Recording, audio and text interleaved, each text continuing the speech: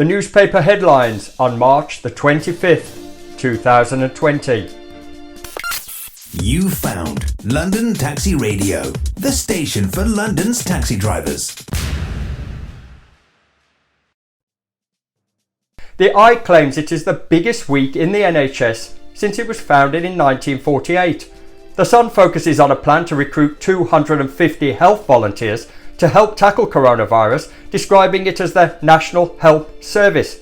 I tell you what, why don't they pay these 250,000 health workers? I would imagine that the health service is running on a deficit of 100,000 as it is.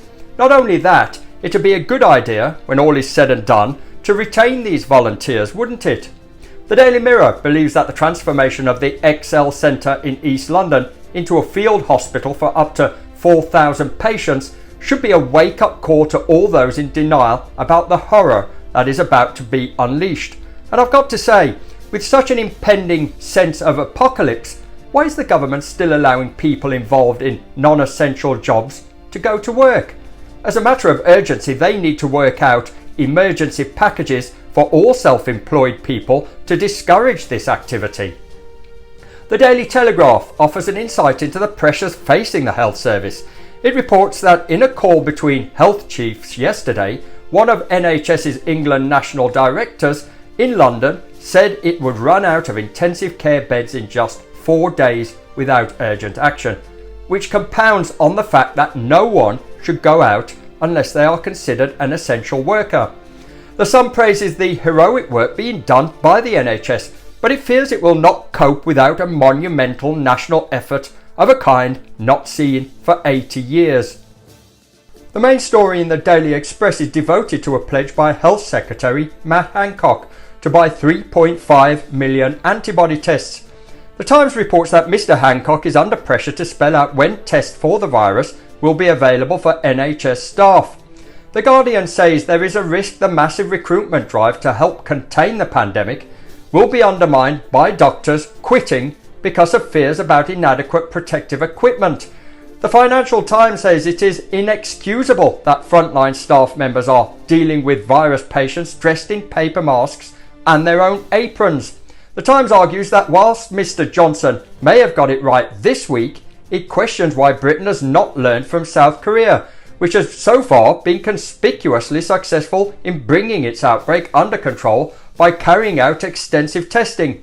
Isn't this because the NHS is ill-prepared due to being forced to operate on the bones of its backside as a result of years and years of austerity measures? But don't worry, George Osborne is going to play his part by making sure the Evening Standard is available in supermarkets. The Mirror accuses Boris Johnson and his government of being criminally slow to respond to the threat, but there is no mention of the darling of the Labour Party, Sadiq Khan, who only a week ago claimed that it was perfectly safe to use the tube. The back page of the Daily Star has an image of the Olympic flame still burning, despite Tokyo 2020 being postponed until next year. The Guardian says the British athletes endorsed the decision, accepting that sport should take a back seat in the midst of the global pandemic.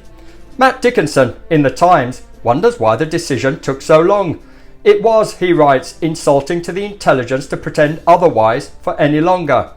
John Grace in The Guardian describes how Deputy Chief Medical Officer Dr. Jenny Harris unexpectedly found herself in the role of agony aunt as she was asked for guidance on whether or not couples who do not live together should visit each other, which goes to show, in the face of measures that makes London resemble a scene out of 48 Days Later, social dilemmas will remain. That's it. Be safe, stay healthy, and in these heightened times of existential angst, if you need help, don't be afraid to ask. You'll be surprised at how many people are willing to put themselves out to listen. God bless, and I'll see you out there on the other side.